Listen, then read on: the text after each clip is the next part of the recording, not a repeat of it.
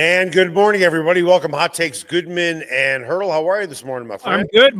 A little rain falling on the plain in Spain. Yeah. It's been good, and supposedly the next couple of days as well. So, hey, we need the rain, right? Isn't that the fallback? We need the rain. When I was a homeowner of a single family home, Mm-hmm. I love days like this. Yeah. Now that I live in a townhome and I don't have a yard, I'm not Yeah. as crazy about the rain. Fair enough. It messes with your golf game, for goodness sakes. Well, just, it's dreary outside and so Yeah. on and so forth. It's damp. It's not as, driving isn't as, not that driving is necessarily fun, but it's more fun to drive when it's nice outside than it is right now. Yeah. What you're saying is that people become worse drivers immediately when it becomes wet on the ground, which I totally buy into, by the way. So, I also like to drive with my window open all the time. ah, If it's raining, can't do that. okay. All right. Well, the Can. things we learn on this podcast. Yes, that I like to drive with my window open. Right. Real quick. Best way to buy what you want at the price you want is at Roller Auction, leader in Colorado auctions for over 45 years. Tomorrow, there's a government fleet vehicles and equipment auction featuring SUVs, sedans, pickups, utility trucks, vans, police vehicles, and more. Bidding has started online at rollerauction.com. And don't forget to go to rollerauction.com to learn about upcoming auctions. Get what you want at the price you want today at Roller Auction. Time now for the lead. The lead is presented by Smokin' Dave's Barbecue. It is not just the best barbecue in town, it is one of the best restaurants in town. You can find Smokin' Dave's Barbecue off 36th and Pecos. I wouldn't necessarily call it breaking news, but the Rockies are now a perfect or imperfect 10. They won last night, which is cause for great celebration around Colorado, isn't it? Well, and your namesake, Hunter Goodman, had a couple of home runs last night. So, see, I mean, you are the gift that keeps on giving. Hey, Miami sucks too. Yes. And so it's suck on suck, basically. Someone has to win. Right. The Rockies have pitched a little better in a relative sense. They've pitched a little better of late. I'm not trying to spin anything. I'm just stating facts. So they got one. Right. Eric, they're trying to win their first series of the season. They're 0 for 19 this season so far. And what would you say yesterday? 0 of 22 dating back to last year. So get one of the next two in Miami, and hey, they've won a series. Fortunately, we have a football team in town that we can talk about. Yes. Broncos started another round of OTAs today. With that, ESPN's Ben Solak wrote an article titled 100 Days to the 2025 NFL season. This was posted last week. Mm-hmm. Said things to know and predictions. He made two key points about the Broncos. One of them, and this is a quote, and this is what he wrote: there are two teams that could easily project as having the best offensive line and the best defense for the 2025 season, Minnesota and Denver. As such, Minnesota and Denver register as Super Bowl dark horses on my what you consider a contender to be scale. And this is even before he said, I'll even talk about the quarterback. So is an excellent offensive line and a great defense paired with a very good young quarterback good enough to be a Super Bowl dark horse? Dark horse. Yes. Can we underline dark horse? Because I don't think that they would be a favorite by any stretch of the imagination. I mean, let's just one step at a time here, one step at a time, and that's fine. I mean, these national guys have got to fill inches and things of that nature. I totally get it, and I don't think it's preposterous by any stretch of the imagination. But yes, a dark horse. I can live with dark horse. I'm not sure that I consider them to be the favorites in the AFC West. So maybe we need to start with the 6 games they play there. Right. Another word for dark horse is sexy pick. Yeah, okay. Everybody has their sexy right. pick. And I'll give you who's going to be the sexy pick this year: the Chicago Bears. They will be the sexy pick. They've done a lot of things to improve around Caleb Williams. They have a new head coach who's a terrific offensive mind, Right. at least by everything that we've seen Yeah. with the Detroit Lions. And listen, it's Chicago. So, I think a lot of people would like to see major markets do well. So Chicago certainly falls in that category. And of course, you have last year's number 1 overall pick in the draft. With that, just, out of curiosity, would you rather have a great defense and an excellent offensive line, or you have to pick one, or Knicks, okay, or Knicks, an up-and-coming quarterback and great skill position players? Well, you got to have the foundation. And for me, that is always the offensive and defensive fronts. Give me a starting point for any team in the National Football League, college football. Give me a team in high school football. I'll show you a good team, and then we'll go right to the offensive and defensive fronts. It's the foundation on which any team is laid. Now, obviously, you want all of the above, but we do play this game. Which one would you take over another? Well, my answer would be the offensive and defensive fronts. Start there, build on top of them. I'll give you a team, and I just mentioned the city, that was built on a great defense, a great offensive line, good quarterback, and skill position players, nothing to speak of, except for Walter Payton, who Right. honestly was at the tail end of his career. Yeah. Okay. If we're being completely honest. Yeah, you're right. Their offensive line bookended by, Keith Van Horn, Jimbo Covert. In the middle, they were solid. I don't need to go any further about how good their defense was. Yeah. I remember, growing up a Bears fan in the 1970s, they were just dreadful. So what did they start doing? They started drafting offensive linemen.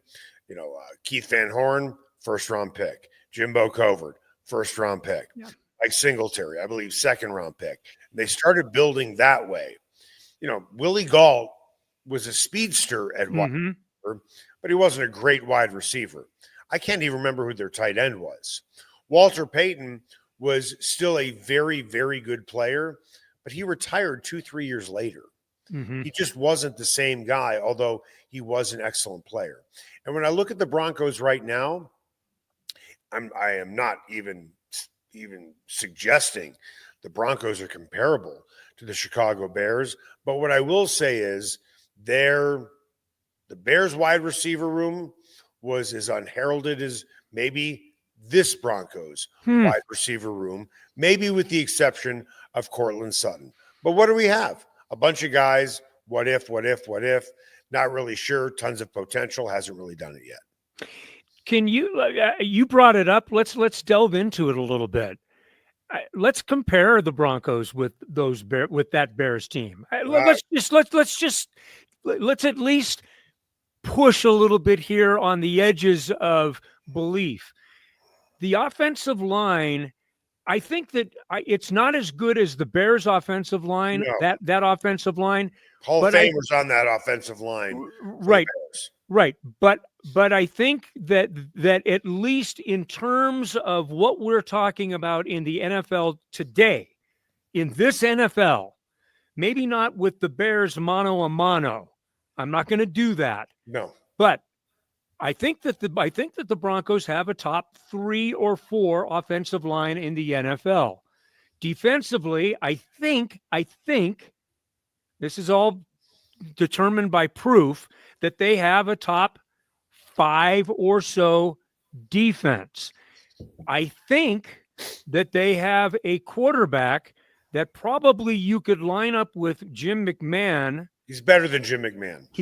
And I would say better than Jim McMahon. Now, Jim McMahon had those funky QB intangibles that was perfect for that football team. So I don't want to sound like I'm out on the edge of this. Let me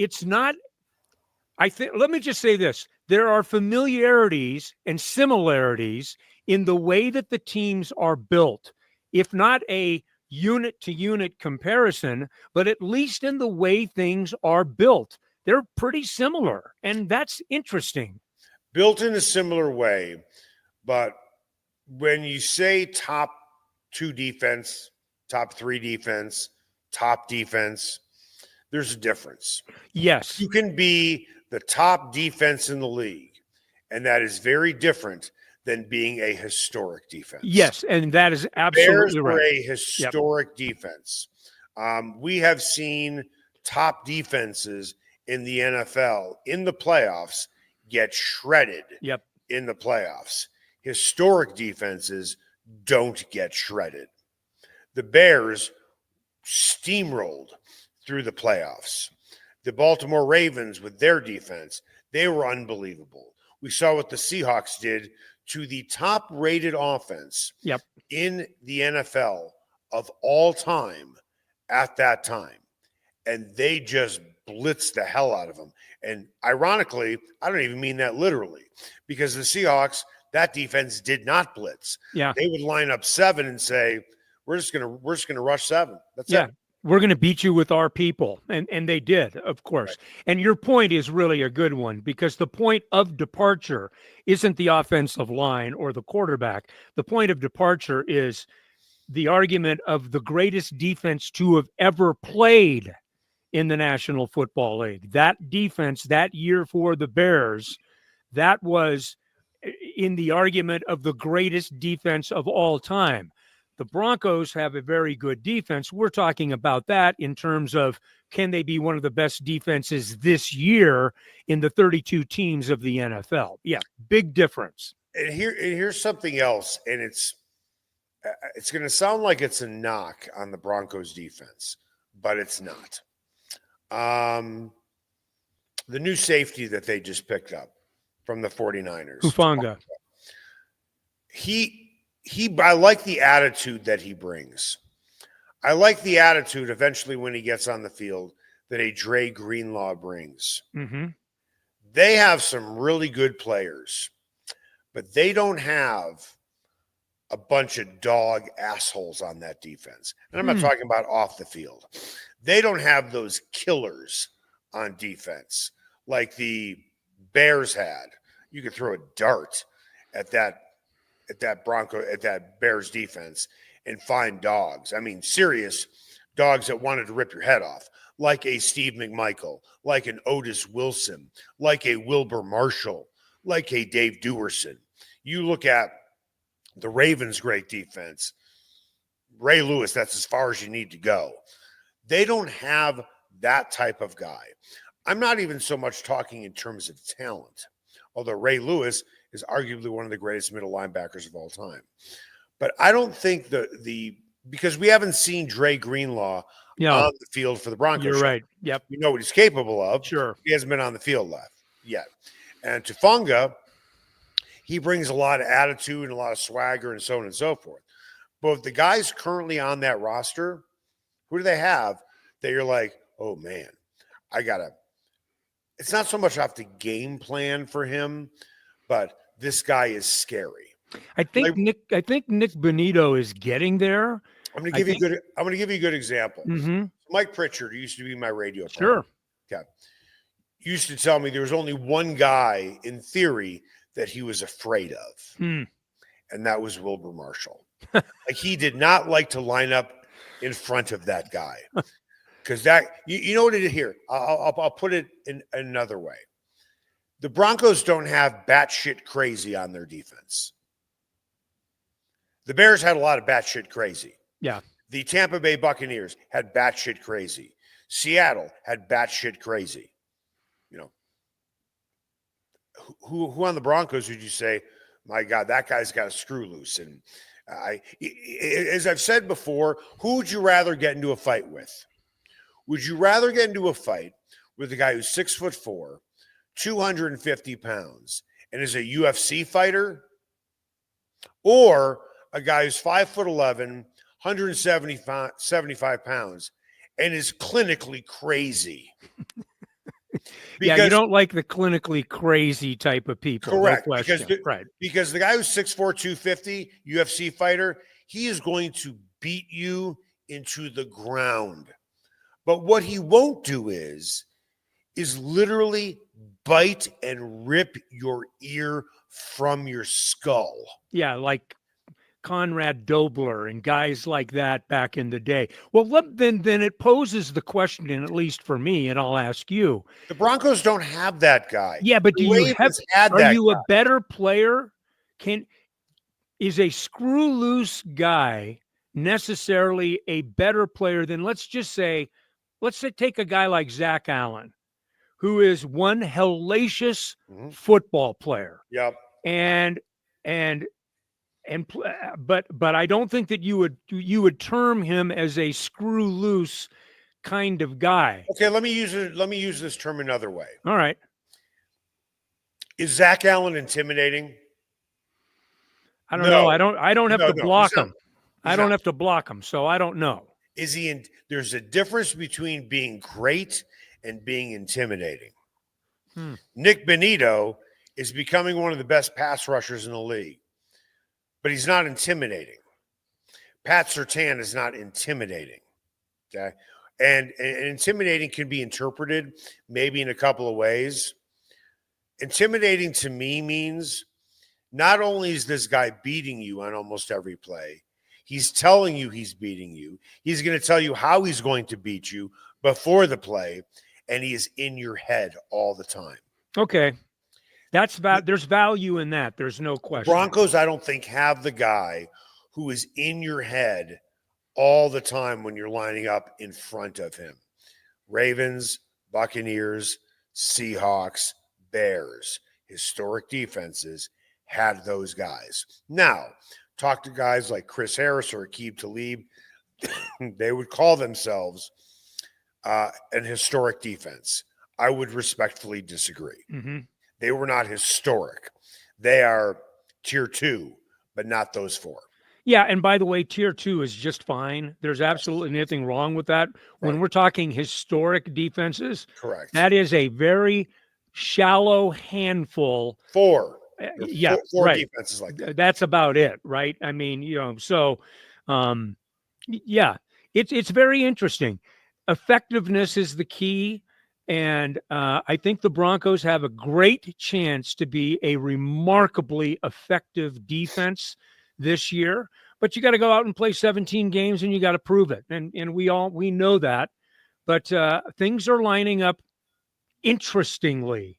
Yeah. I'm not even going to say nicely. It's a very interesting mix that they've got out there. And I think as training camp goes along, and you and I are doing our days out there, I think that we'll look each other and say, this team's got some pieces. I'm okay with saying that right now. This team has some pieces. There doesn't appear to be many holes. Now, that's very early in the game, but we'll see how R.J. Harvey works out. We'll see how Evan Engram continues to play in the middle of the field. Those are all very real questions. We'll see if Dre Greenlaw can get on the field and whether he plays with the type of anger that he supposedly plays with. Those are all things that we've got to get figured out. But I'm intrigued, Eric. I will say that. I am intrigued. It's a very interesting roster at this point, and it's one that I think can do some damage. Yeah. I mean, again, I know I'll get pushback from Broncos fans, specifically guys who played for that team. Even just when you look at final scores of games, the Seahawks, at least in terms of points, it just felt like they were dominating more than the Broncos defense was very, very good in the regular season. It's the playoffs, yes, in which they held Pittsburgh to 16 points and Tom Brady at 18 points and then shut down Cam Newton. They were great in the playoffs. They really, really were. And they were very, very good in the regular season. But that Seahawks defense was, from start to finish, you just could see how great that they were. Yes, I would certainly agree with that. Bears goes without even discussion. I mean, that's an automatic. That Cam Chancellor defense, those guys, they would certainly be on the list. There's a few others, but that second tier is a pretty good tier to be in. That means that you're probably a top 10 or a top 15 defense all the time. They've been playing this game for a long time, in the National Football League. So nothing to shake your head at. I can tell you that. Okay, so I want to continue this conversation after the break. Okay. I want to read you something else that Solak wrote, saying as much as he likes the Broncos as a dark horse, they're skill position players. Is that good enough, honestly, to get it done? And are we potentially looking at a trade already at the deadline? That's next. Everyone has their favorite barbecue spot. Mine, Smokin' Dave's Barbecue and Brew. My favorites, slowly smoked ribs, smoked corned beef Reuben, smoked meatloaf with a portobello balsamic cream sauce. Don't forget about Smokin' Dave's 16-hour smoked brisket and pork with one of their 4 homemade barbecue sauces. Great sides, you bet. Barbecue beans made with pork and brisket and their southern corn bake. Man, you got to try it. Plus, they have amazing non-barbecue entrees on the menu. Go where I go, Smokin' Dave's Barbecue and Brew in North Denver. Ever wondered where city and county fleet vehicles go when they retire? Now's your chance to find out and score big. Imagine driving away with a great deal on a reliable vehicle. For over 45 years, Roller Auction has been the trusted source for government fleet vehicles and equipment. Trucks, SUVs, sedans, and more, all selling to the highest bidder. Don't miss out. Visit roller.bid/hot takes to get auction updates today. Your next vehicle could be just a click away. Spice up your next night out at Nola Jane and Lodo. Authentic Cajun cuisine like andouille sausage gumbo with dirty rice, crawfish etouffee, as well as 6 different po' boys like soft-shell crab and shrimp. Come in before or after a game at Ball Arena. Host a party or party on their rooftop deck overlooking Market Street during happy hour from 11 a.m. to 5. Plus, Nola Jane caters, delivers, and the kitchen is open late night. Make Nola Jane your new favorite spot to eat, drink, and party like it's Mardi Gras.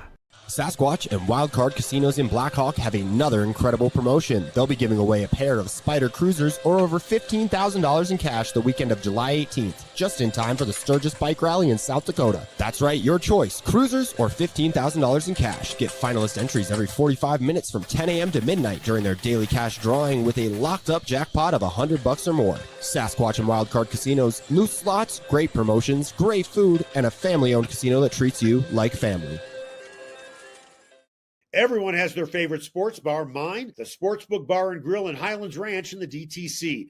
Both locations are everything a sports bar should be. An upscale menu with 12 different burgers, outstanding wings, and my favorite, the Philly cheesesteak egg rolls. They've got every game on the NFL Sunday Ticket, MLB Extra Innings, NHL Center Ice, NBA League Pass, plus soccer, rugby, and UFC. Sportsbook is a hangout bar or great for private parties. The Sportsbook Bar and Grill in Highlands Ranch, the DTC, and coming soon to Parker. They are the sports bar. Everyone has their favorite barbecue spot. Mine, Smokin' Dave's Barbecue and Brew. My favorites, slowly smoked ribs, smoked corned beef Reuben, smoked meatloaf with a portobello balsamic cream sauce. Don't forget about Smokin' Dave's 16-hour smoked brisket and pork with one of their 4 homemade barbecue sauces. Great sides, you bet. Barbecue beans made with pork and brisket and their southern corn bake. Man, you got to try it. Plus, they have amazing non-barbecue entrees on the menu. Go where I go, Smokin' Dave's Barbecue and Brew in North Denver. Welcome back. Hot Takes Goodman and Haertl. Time now for What's Trending. What's Trending is presented by Nola Jane in the heart of Lodo. No one does Cajun cuisine better than Nola Jane. Go see why their award-winning menu is the best in town. By the way, I want to remind you of something that I'm guessing you have forgotten about, and that's okay. When I make a bet with somebody, I don't forget the bet. Do you remember a bet that we made? I don't know. Of course you don't. I think it was the Super Bowl bet that I won. No. Oh, okay. No. Alex, why don't you pop yourself in here? Tell me if you remember this. How many wins the San Diego / Los Angeles Chargers would have last year? Good save. Okay. We made a bet on how many wins they would have. I said they would have at least 10. They had 11. Mm-hmm. You still owe me dinner and my wife with your beautiful wife as well. All right. Well, so I'm going to make it easy on you because I was thinking about this a few minutes ago. We need to go to Nola Jane. okay. And the reason we need to go is They have so many great items for you and your wife. Mm. Both of you would love the blackened catfish over dirty rice. It is fantastic. Can you guys eat crawfish etouffee? My wife can't. I can. But you can. Oh, Sure. you're gonna love. I'll be all over that. You are absolutely gonna love that. You can't have the sausage gumbo. That's okay. No. But will she eat shrimp and grits? No. So she doesn't eat shellfish at all. She's vegan. Oh, She is vegan. So we'd have to be creative, but here's the thing about Nola Jane's that is so cool. You think of it, they can do it. I mean, they're wonderful. And the creativity that they have with their menu is absolutely stunning. Right. Not to mention the place that they do it in is a beautiful place to go and retreat to. It's right next to Ball Arena. It's a great place to go to. It's a very timely place and convenient place. All right, it's a date. This summer, let's go sit on the rooftop overlooking Market Street. Let's have some hurricanes. She can have that. She can have a hurricane, can't she? Yeah, she can do that. Go find Nola Jane off of Market Street. And if you find Bruce and Sarah and Mandy and I there, the full round of drinks is on Bruce as well. Yeah, that's right. Add it to my tab. I will, definitely. Okay, real quick. Want to get back to the article that Ben Solak wrote from ESPN saying he believes the Broncos could be a dark horse because of the strength of their offensive line and their defense.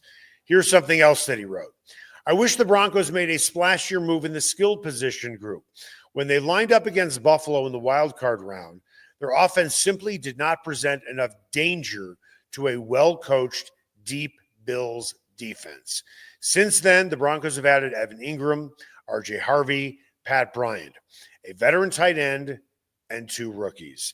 I'm imagining this offense once again lining up against Buffalo and feeling much the same way.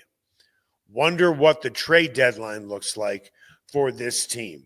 Let's go back to something that I just said that he wrote. Does this offense make you feel the same way as it did against Buffalo? No, it doesn't. And I don't push back on the thought from him. That's a simple place to get to. And I don't, maybe from his perception, I won't even disagree with what he comes up with. But I will say this. For Sean Payton's perception, they plugged holes. There were 2 holes in the offense that had to be taken care of. Now, we haven't seen it in action. So from that standpoint, there is a very real question. Is Evan Ingram the guy at tight end to create the type of mismatches in the middle of the field that the Broncos have so desperately needed for certainly the 2 years that Sean has been here? But really, as you go back all the way to Noah Fant, they haven't had anything like that in the middle of the field. And then at the running back position, do they have a guy that can be explosive? And do they have the types of players at that position that can do the things necessary for this offense to take another step forward?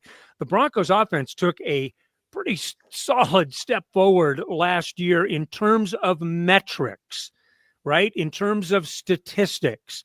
Now they need to take a step forward in terms of effectiveness. Yeah, you'd like to score a few more points, but sustaining drives, keeping the ball for longer periods of time, keeping your defense off the field, not asking them to do too much. Those are the types. That's where they are right now, but with an increase in potential explosiveness. Do they have that in Evan Ingram and an RJ Harvey? Remains to be seen, but they certainly addressed positions that needed addressing. So we'll have to wait and see what it looks like in real motion. But no, I think that the Broncos, they may not have made the splash that some would have liked. Okay, I would listen to that, but they made the splash that Sean Payton needed to see, apparently. So here we are. There are certain wide receivers, no matter who they play with, they will find a way to get open Mhm. because they're that physically gifted. Jerry Jeudy is an example of that. Yep. There are certain running backs, because of how physically gifted they are, will always find a way to cut, bob, and weave to create space to pick up yards. One thing, as a casual observer maybe, of the NFL that I notice a lot is great quarterbacks, their wide receivers always seem to get open. Yeah. They Yeah. always seem to get open. And it's not because they're great route runners. And it's not necessarily because they have blazing speed or they're overly athletic. Remember, Tom Brady won Super Bowls early on with Deion Branch and Givens. Yeah. Yet they always seem to be open.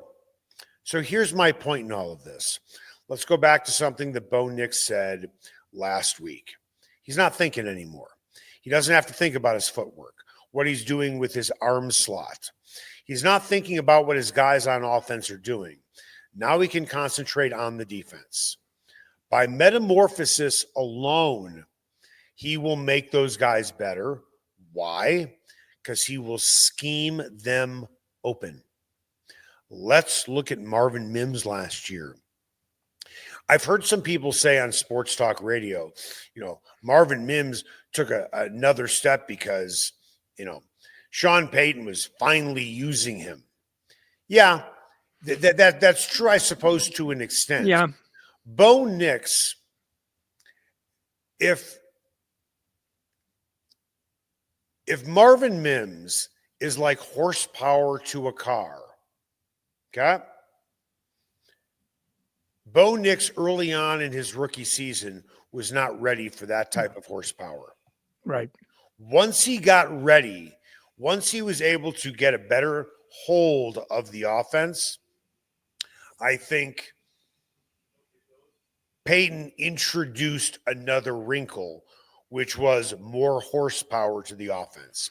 And then you saw Marvin Mims take off. Now that it is year 2, I think that you're going to see even more of that with other skill position players. And by the way, it goes for more than just the wide receiver as well. You're going to have Bo Nix checking into running plays when he sees a defense that's going to be easier to run against, which is going to make Estime look better. It's going to make the rookie look better. It's going to make McLaughlin look better. Quarterbacks make their teammates look better on offense because they get them in the right play to attack the defense, as much as the skill position players own physical gifts. And you add to the equation what we started talking about at the beginning of the show, the strength of the offensive line, their ability to protect. And the ability to protect means that a quarterback has longer in a pocket to work with receivers downfield. Not to mention his escapability is extremely high. He has very good feet. He throws well moving to his right. He throws well moving to his left. Those are all things that combine to make a quarterback better and thus a receiving core better. You give a receiver long enough to find space, even the most average of route runners are going to find it. I mean, defensive backs will tell you the hardest thing is to stop a play the first time, but when the play rolls into the second stage, in other words, when a quarterback starts creating or has enough time to create, that's the hardest time to lock in on a defender and take or a receiver and take them away because they have more time to find space. These are all very valuable things and part of the components when you start thinking about units like the offensive line, where their protection rate was very high last season. No reason to think it won't get better this year, especially if they can find a very good pass protecting running back. And that remains to be seen too. We don't know about Audric Estime in that regard. We don't know about RJ Harvey in that regard. Those are questions. But those are all things that should help him. You know what we know about Audric Estime? How did he do in that playoff game against Buffalo? Well, he wasn't even wasn't even playing in that game. That's what we know about Audric Estime and how Sean Yep. Payton felt about him at the end of the season. Yes, that's exactly right. And that's true. And we also know where he feels about him at the start of the season. He's a guy that needs reps. He is going to get those reps.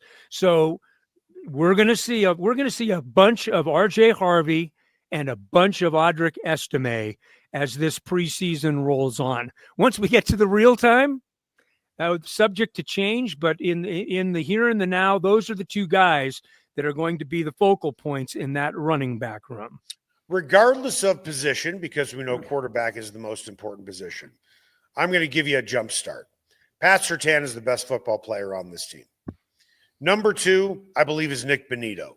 Is that a good 1-2 punch? Would you disagree with that? No, I don't have a problem with that. Where does Bo Nix fall? Who's number 3?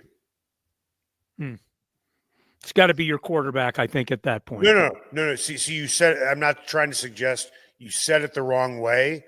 Right. Regardless of position, who is the third best player on this team? Regardless of position. The third best player on this team. Because number 1, you would say Surtain. Number 2, I would say Bonito. Who would you pick as number 3? Well, I'd be getting to Garrett Bowles at some point. I mean, I think Quinn Miners is probably in that discussion as well. Mm-hmm. In fact, Miners might be ahead of Bowles in that discussion. 2 offensive linemen, by the way. Mm-hmm. There's a couple of, and I think Zach Allen is an extremely good football player. And just for fun, if he's healthy, I'll easily put Dre Greenlaw in there. Yeah, we got to see. But yes, based on what we know about him, he could be that kind of guy. No question. With that, at number 3, I would put Bo Nix. Yeah. And not because of position. It's because I think he's the third best football player on this team. Now think about that for a second. For a guy who's only played 1 season, mm-hmm. He has every single tool. He can run. He can throw. His football IQ is off the charts. Mm-hmm. I think he's the third best football player on this team. And you can get an argument easily from the Quinn Miners camp. Yes. The thing about a quarterback is that they are asked to do so much more, and you just laid it out. The number of things that he does well makes him an even better football player because he's able to check all of those boxes. So they've got guys. I mean, they've got guys, and it's going to be – this is a very interesting season for them to take. Last year was great, and I'm not saying it was pennies from heaven. I'm not saying that at all, but it was they kept surprising, and they kept getting better, and then they were finding ways to win. And then they were actually a team that you felt like could line up with most teams and go and have a chance to win a football game. Now, can they be the type of team that when you expect them to be good and when you expect them to be able to impose their will, can they do that? Can they take that next little jump into this is a game that they should win and there really shouldn't be any conversation about it? Well, what I'm about to say is going to seem like hyperbole, but please let me finish. Sure. Bo Nix, I think, already is on the doorstep, getting ready to walk into the same room as Jokic, McCarr, and McKinnon. Now, wow. On its surface, that sounds absolutely ludicrous. So allow me to explain. Bo Nix is about to walk into a room with those 3 guys, and that room is referred to as making your teammates better. Mm-hmm. Bo Nix is on that doorstep right now. With what we saw last week, I understand it's early, but we know the type of kid that he is. He is the type of guy as well where you want the ball in his hands when you need a play. You want the ball in Jokic's hands. You want the puck on the tape of Makar and McKinnon. We saw last year major flashes of Bo Nix has the ball, the Broncos are down. You, instead of sitting up on the edge of your seat, putting your hands like this and biting off all your fingernails, with Bo Nix, you could just sit back in your couch and go, okay, let's do it. Yeah, watch this Not kid. that you're not sweating it because, you get nervous as a fan. I get it. But you feel comfortable and confident Yes. with him in that situation. And as we talked about earlier on in this podcast, he is the type of guy who will be able to scheme his guys open now that he's focusing more on diagnosing a defense than thinking about what he has to do on offense. That is an enormous step. Yeah. I mean, the phrase that we use in the media a lot is, has the game slowed down for you? Because the game is so fast when you come into the league, specifically at the quarterback position. It sounds like the game for Bo Nix has slammed on the brakes. That's how slow it is now. If going into year 2, he feels good enough about the offense where he can start diagnosing the defense.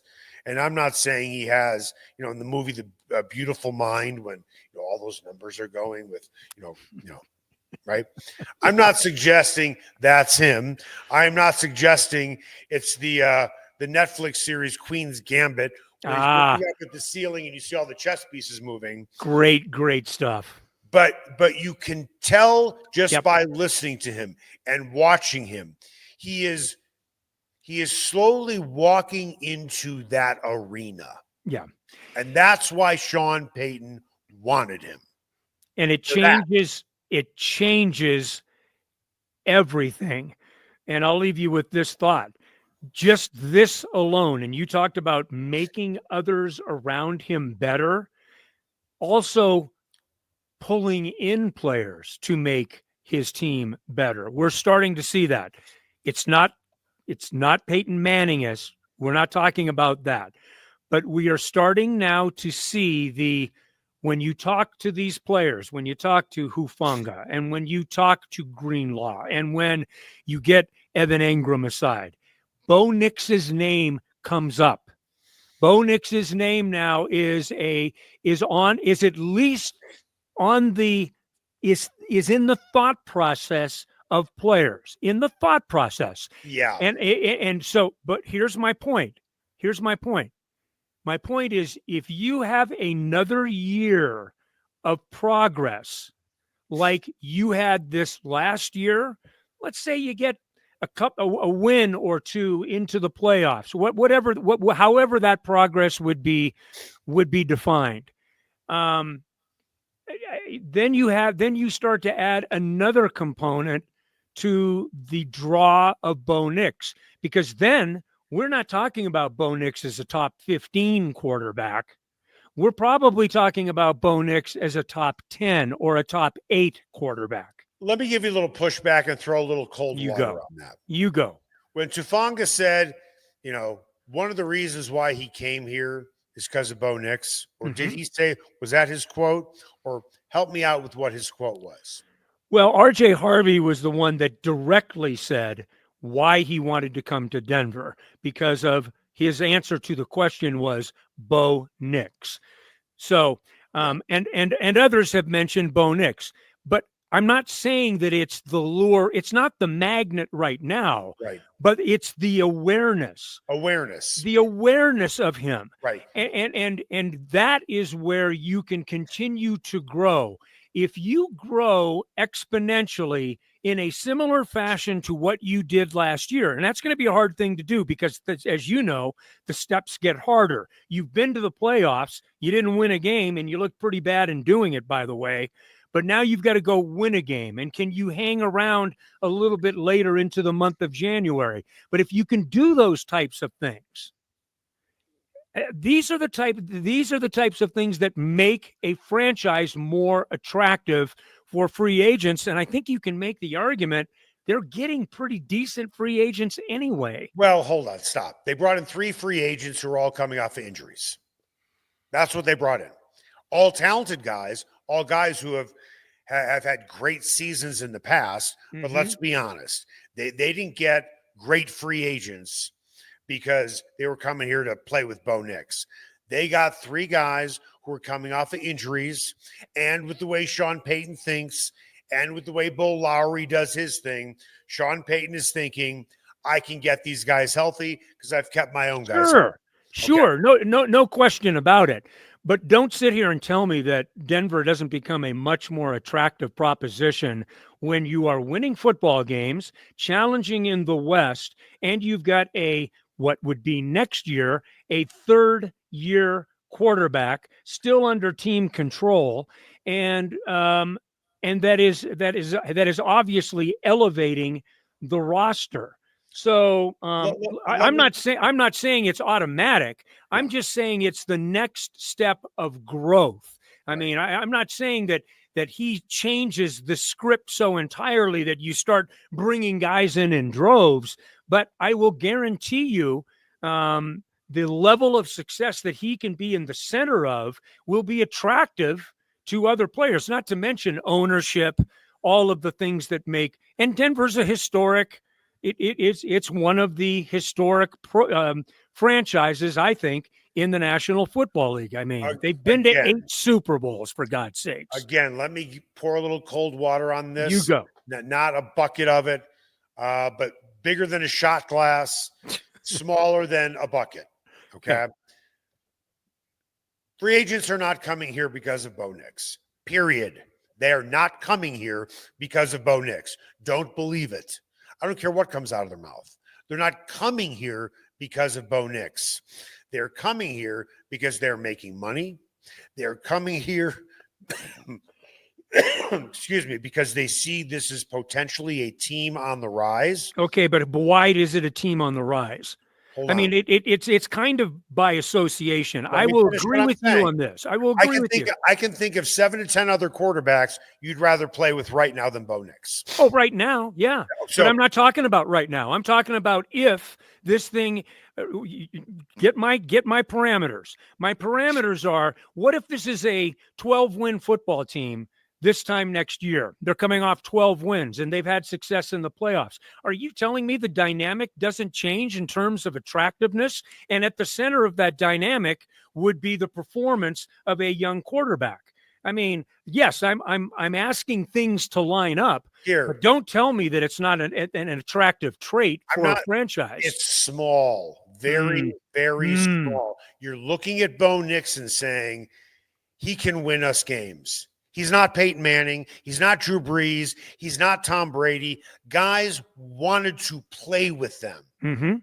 Guys aren't going to Denver because they want to play with Bo Nix. They're going to the Broncos for X number of reasons, and they feel Bo Nix is not going to lose them games. He's going to win them games. He's a good quarterback, potentially very good quarterback. He has proven nothing. No one can tell me with a crystal ball who signed in the offseason, I just signed with a potential and future Super Bowl champion. No, I know, but that's not what, and that's not what I said, Eric. I haven't said anything even close to that. I'm talking about a set of situation that moves forward, and they have a quarterback, period. That's the draw. They have one. They have one who has the potential to be more than pretty good. That's what they have. They have one, finally. That's the draw. They have someone. Okay. I'm not the one. All these guys bring up his name. So there is something there. I'm not saying that it was and obviously, we all understand that it's a money thing. It's a business. You've got to do what's best for you and your family and all of those things. That's first and foremost, especially in free agency, especially if it's on your second contract and you're looking to strike while the iron is hot. Those are all very real things.